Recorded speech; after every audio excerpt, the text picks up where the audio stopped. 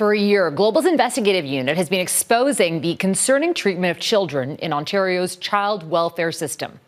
Now, the Doug Ford government is pledging to crack down on foster homes and group homes that provide substandard care with tougher penalties, fines, and increased oversight. Our chief investigative correspondent, Carolyn Jarvis, is at Queen's Park in Toronto to break down the plan. Carolyn.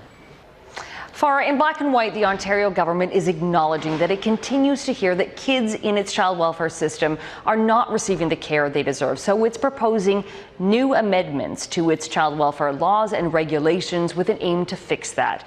This comes after we brought forward repeated serious concerns from whistleblowers and workers inside the system, as well as youth who said they lived in rundown homes without enough food. They slept on soiled mattresses and were forcibly restrained by workers without justification.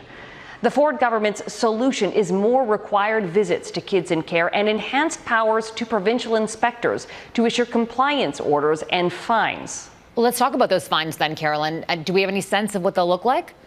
Well, not for inspectors, but if a court were to find a foster care or group home company guilty of an offence, those could reach up to $250,000. And the province wants to add a whole list of prohibited practices that could face penalties. I'll share a handful of them, but just let me emphasize here, these are all things that we've heard in our reporting are occurring in recent years in Ontario's child welfare system. So, prohibited would be depriving a child of their basic needs, including food, clothing, or bedding, using racist language, abusing or spitting on kids, and using physical restraints as punishment.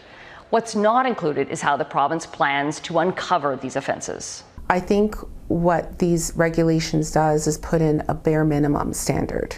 Yes, you won't die, you will eat, you will not experience, hopefully, racial slurs, but then we also need to raise the bar on what it means to care for children and youth.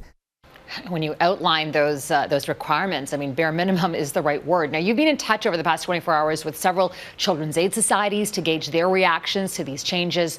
And what are you hearing from them?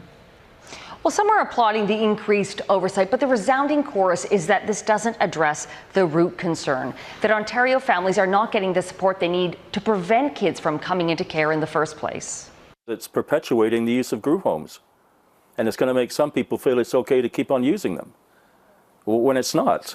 These kids should be in their own communities, or at the very least, they should be in their community hubs. The government has now opened a feedback period. If the proposed changes are passed, they won't take effect until January. Farah? Carolyn Jarvis, incredible work you've done on this file. Thank you. That's Carolyn Jarvis at Queen's Park in Toronto.